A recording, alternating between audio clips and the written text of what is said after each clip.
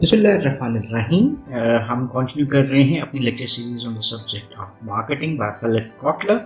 Chapter number 8 पे हम बात कर रहे थे। लास्ट लेक्चर में हमने डिफरेंट एस्पेक्ट्स को देखा कि इंडस्ट्रियल गुड्स क्या होती हैं और other things like organisation and ideas, उसकी मार्केटिंग क्या मीनिंग रखती है। अभी हम बात करेंगे प्रोडक्ट्स एंड सर्विस के डिसीजंस के ऊपर। Whenever an organisation involve in developing a marketing strategy, तो हमें प्रोडक्ट्स और सर्विस के कुछ डिसीजंस लेने पड़ते हैं। So let's start by seeing this diagram, जहाँ पे आप इंडिविजुअल प्रोडक्ट डिसीजंस को देखते हैं।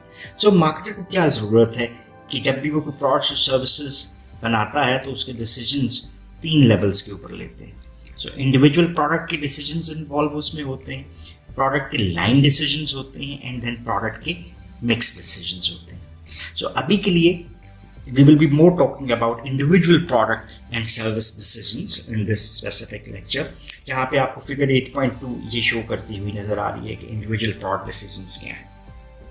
इंडिविजुअल प्रोडक्ट डिसीजंस में पहली चीज जो आपको नजर आती है वो क्या है कि you have to take decisions of the certain attributes जो कि आप किसी भी प्रोडक्ट में ऐड करना चाहते हैं। एट्रीब्यूट्स आर द कैरेक्टरिस्टिक्स जो कि आपकी प्रोडक्ट में मौजूद होने चाहिए, उसको आप डिस्टिंग्विशिंग एलिमेंट के तौर पे या कंपैरेटिव एज के तौर पे यूज कर सकते हैं। दूसरा डिसीजन है आपका जो ब्रांडिंग का होता है कि how you will brand your product, जिसमें उसके नेम, उसके साइन सिंबल्स और ऐसी चीजें आ जाती हैं। तीसरा डिसीजन आपका रिलेट करता है पैकेजिंग के साथ कि पैकेजिंग को आप किस तरह से यूज कर सकते हैं इन मार्केटिंग द प्रोडक्ट, और इसके other features like safety, display, ऐसी कुछ चीजें आ जाती हैं। And the fourth one is the labelling of a product, that what is the information that should be given on packaging. और लास्ट जो आपका डिसीजन है जो इंडिविजुअल प्रोडक्ट में आता है वो है प्रोडक्ट की सपोर्ट एक्टिविटीज़, कि कौन सी सपोर्ट एक्टिविटीज़ आप प्रोडक्ट के साथ ऐड कर सकते हैं या इसकी वैल्यू क्या बनती है being a marketer. So let's start this one by one. इन्हीं 5 फैक्टर्स को इस लेक्चर में हम देखेंगे। सबसे पहले हम बात करते हैं प्रोडक्ट एंड सर्विस एट्रीब्यूट्स के ऊपर, यानी प्रोडक्ट और सर्विस में क्या खसूसियात आप देना चाह रहे हैं। सो डेवलपिंग अ प्रोडक्ट और service involves defining the benefits that it will offer. वो जो मेजर बेनिफिट्स आपकी प्रोडक्ट में इंक्लूड हैं वो इन चीज़ों को कवर करेंगे। These benefits are communicated and delivered by product attributes. अभी इसमें क्या चीज़ें आती हैं, उसमें क्वालिटी के एट्रीब्यूट्स ऐड कर सकते हैं आप, सर्टेन अदर फीचर्स के एलिमेंट्स यूज कर सकते हैं, and the third one is the style and design. तो इन तीनों को देखते हैं जी। What do we mean by product quality? Quality का वर्ड पहले अगर मैं डिफाइन कर दूं आपके लिए तो शायद इसको अंडरस्टैंड करना इजी होगा। How quality is defined, that is explained as that is degree of excellence in a product और सर्विस।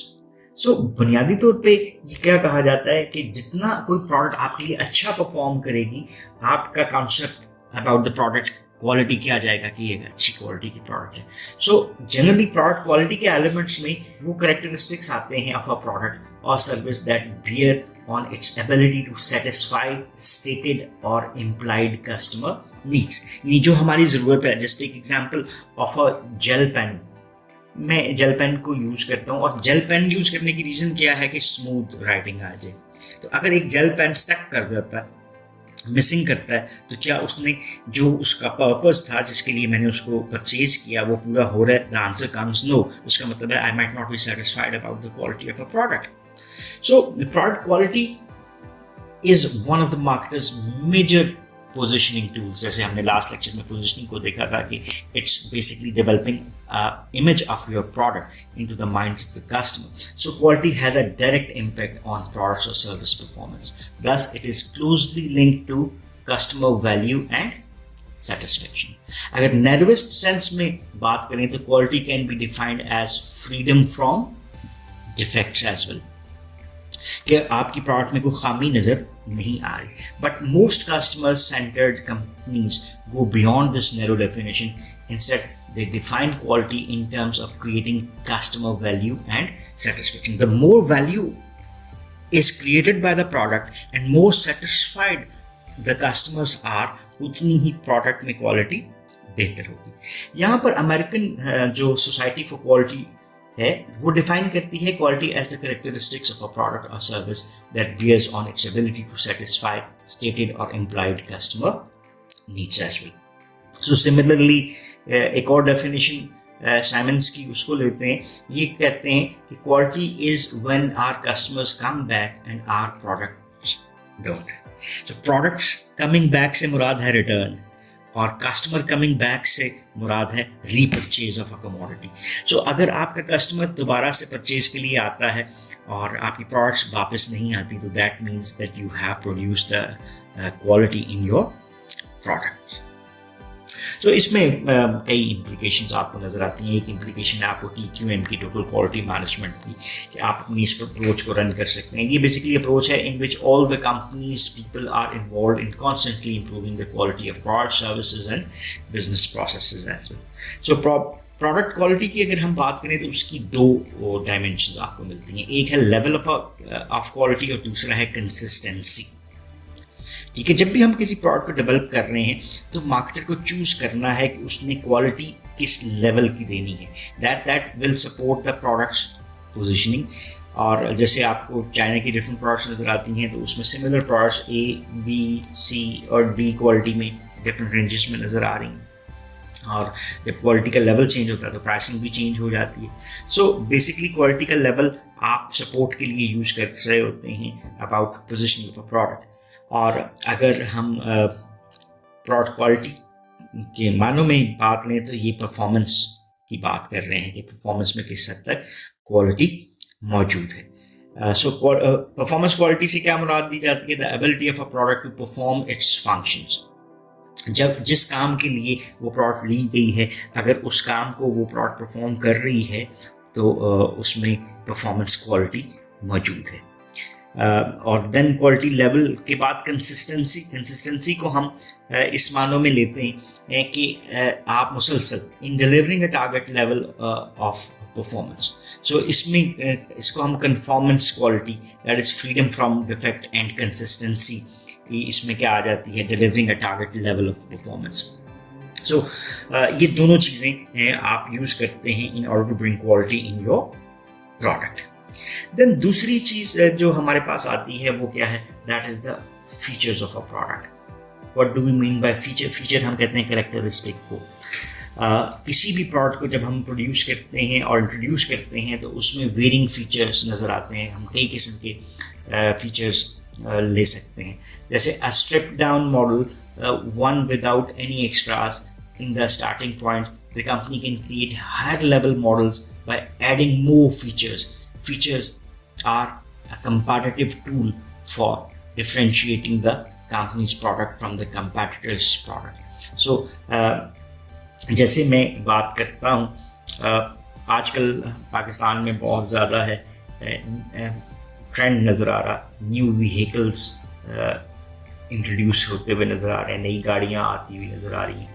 सो वहाँ पर गाड़ी का बेसिक काम क्या है? आपको राइड प्रोवाइड करना। सेफ्टी, जिसमें एयर बैग है, is a feature. Power pack Windows, ये भी एक फीचर है। ठीक है। Auto gear system, LEDs installed, ये भी एक फीचर है। सो इसका मतलब क्या है कि you can add any feature into your product according to the product जो कि आप प्रोड्यूस कर रहे हैं। So being the first producer to introduce a valued new feature is one of the most effective ways to compete in the market. अब इसमें ये सवाल आता है कि किस तरह से कंपनी आइडेंटिफाई कर सकती है न्यू फीचर्स को और डिसाइड कर सकती है कि किन फीचर्स को ऐड करना है अपनी प्रोडक्ट में और किन को नहीं ऐड करना। सो इसके लिए आपके पास एक सोल्यूशन आता है कि आप पीरियोडिकली सर्वेस करें बायर्स का जिन्होंने प्रोडक्ट्स को यूज़ किया है, और उनसे आप सवाल पूछते हैं कि what are the features that they have preferred and liked and what are the added features that they would desire for in the product. So ये questions या ये सर्वेज आपको आंसर्स देते हैं। सो इन आंसर्स की बेस के ऊपर कंपनी क्या करती है, एक लिस्ट बना सकती हैं ऑफ द फीचर आइडियाज़ जो कि कस्टमर कंज्यूमर मांग रहा है उस प्रोडक्ट के हवाले से। सो कंपनी फिर असेस कर सकती है कि हर फीचर की वैल्यू क्या होगी, बिकॉज ईच फीचर एडेड तो वो आपकी प्रोडक्ट की कॉस्ट में एडिशन करता है। तो उस कॉस्ट और बेनिफिट ऑफ द वैल्यू उसके एनालिसिस की बेस के ऊपर आप डिफरेंट फीचर्स प्रोडक्ट्स में ऐड कर सकते हैं। देन जो एलिमेंट है आपको नजर आता है वो है product style and design. So another way to add customer value is through distinctive product style and design. यहाँ पर दो चीजें हैं जिसको समझना बहुत जरूरी है, एक है स्टाइल और दूसरा है डिजाइन। स्टाइल बेसिकली डिस्क्राइब करता है the appearance of a product, जो हमें वो नजर आ रही है। ये आई कैचिंग बनाए जा सकते हैं, ठीक है, और सेंसेशनल स्टाइल में grab attention and produce pleasing aesthetics, but it does not necessarily make the product perform better, because performance of a product is not only related with the style but is more related with the design. Design क्या है, ये ज़्यादा deep element है product में, it goes to the very heart of a product. So good design contribute to a product's usefulness as well as it looks as well. So design जो है वो performance से रिलेट करता हुआ नजर आता है, स्टाइल उसकी अपीयरेंस में कंट्रीब्यूट करता हुआ नजर आता है, और डेफिनेटली डिज़ाइन के एलिमेंट स्टाइल को बनाने में भी एक कंट्रीब्यूट करते हुए नजर आते हैं। जैसे एक मोटर बाइक को अगर हम ले लेते हैं, तो मोटर बाइक का जो एक स्टाइल है, अपीयरेंस है, वो तो बहुत अच्छी नजर आ रही है, लेकिन वो चलने में उतनी अच्छी नहीं है। That is where there is a fault in the design of a product. So good designs doesn't start with the brainstorming new ideas and making prototypes. Design begins with observing customers and developing a deep understanding of their needs as well. So more than simply creating products or services attributes, it involves shaping the overall customer's product use experience. So अगर आपका design बेहतर है तो आपकी product की performance भी बेहतर हो सकती है, टेक्निकल स्पेसिफिकेशंस उसकी बेहतर हो सकती हैं कि किस तरह से कस्टमर उन प्रोडक्ट्स को चाह रहा है।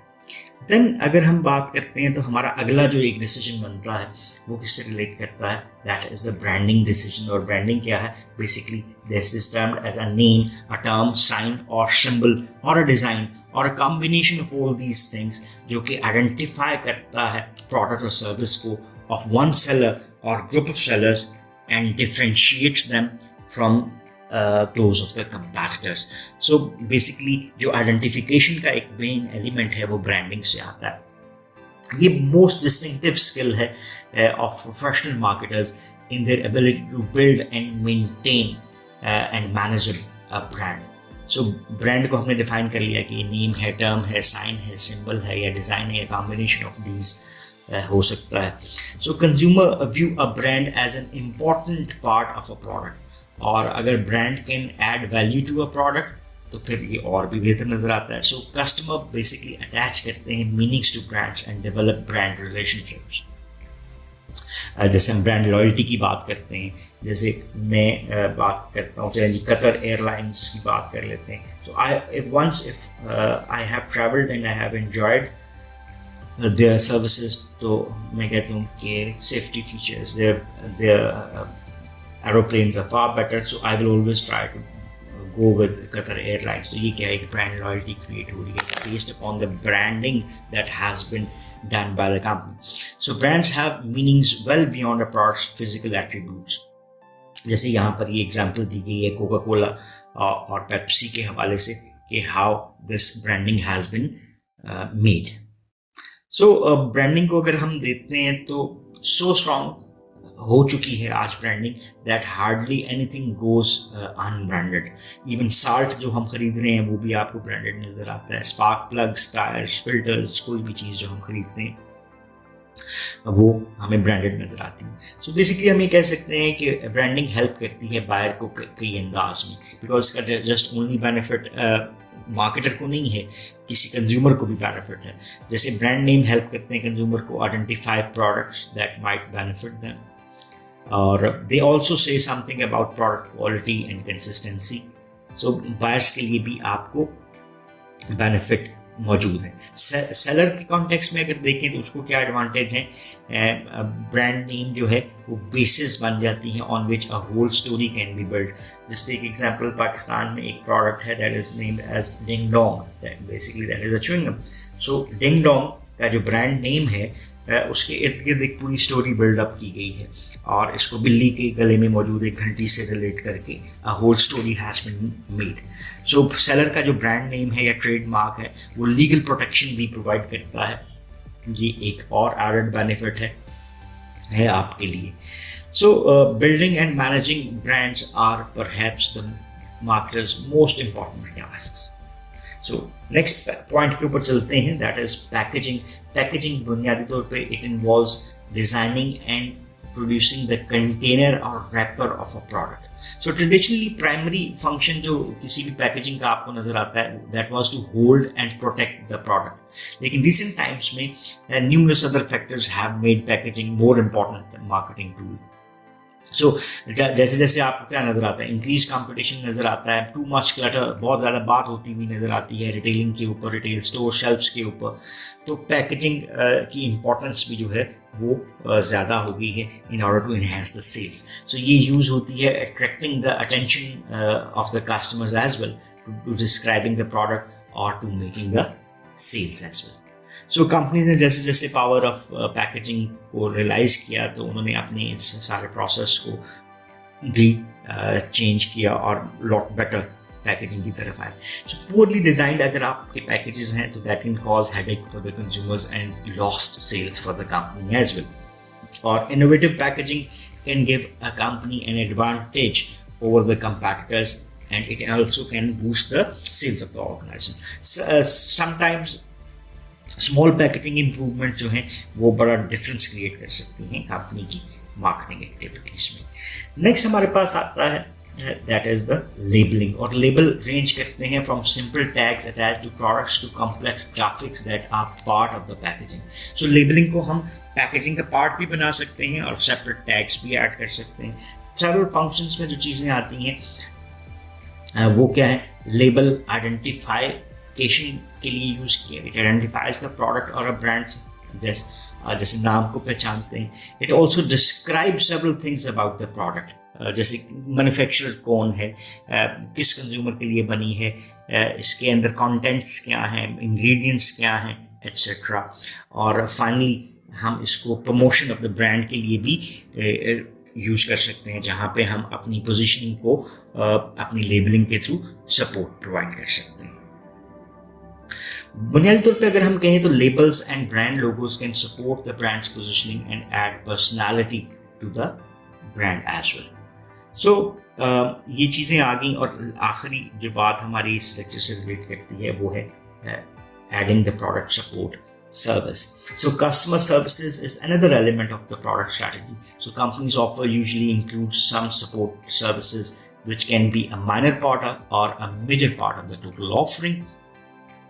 अब ये सब सपोर्ट सर्विसेज से क्या मुराद है, इसमें हम प्रोडक्ट के साथ जो भी चीज़ें जैसे आफ्टर सेल में हम कुछ दे रहे हैं या इवन ड्यूरिंग सेल दे रहे हैं, या इसको हम कहते हैं बिफोर सेल कह रहे हैं कि जी आप ये चीज़ें, जैसे मैं एक टेस्ट ड्राइव देता हूँ तो ये बिफोर सेल सर्विस है।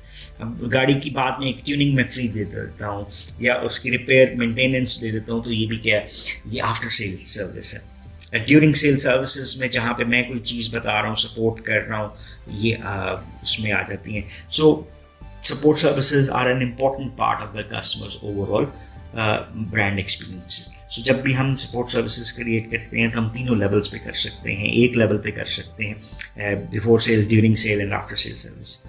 सो ये हमारे पास लेक्चर कंक्लूड करते हैं इसको, और एक दफ़ा रिव्यू कर लेते हैं कि हमने आज के इस लेक्चर में क्या चीज़ें देखी हैं। We were talking about different product and service decisions. उसमें प्रोडक्ट एंड सर्विस डिसीजंस में हमने 3 कैटेगरीज को देखा कि हमारे पास इंडिविजुअल प्रोडक्ट डिसीजंस होते हैं, प्रोडक्ट की लाइन के डिसीजंस होते हैं, एंड देन मिक्स के डिसीजंस होते हैं। हमने इस लेक्चर में प्रोडक्ट डिसीजंस को कवर किया जो कि 5 डिफरेंट नेचर के हो सकते हैं, जहाँ पे हम प्रोडक्ट एट्रीब्यूट्स के डिसीजन करते हैं, ब्रांडिंग के करते हैं, पैकेजिंग के कर सकते हैं, लेबलिंग के और सपोर्ट सर्विसेज के डिसीजन करते हैं।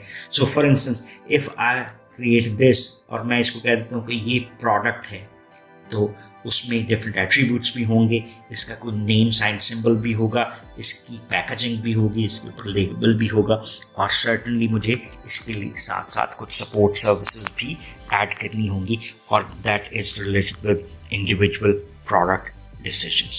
So that's all for this lecture. If you still have any question or queries, so you can ask in the comment section and we would definitely love to answer those.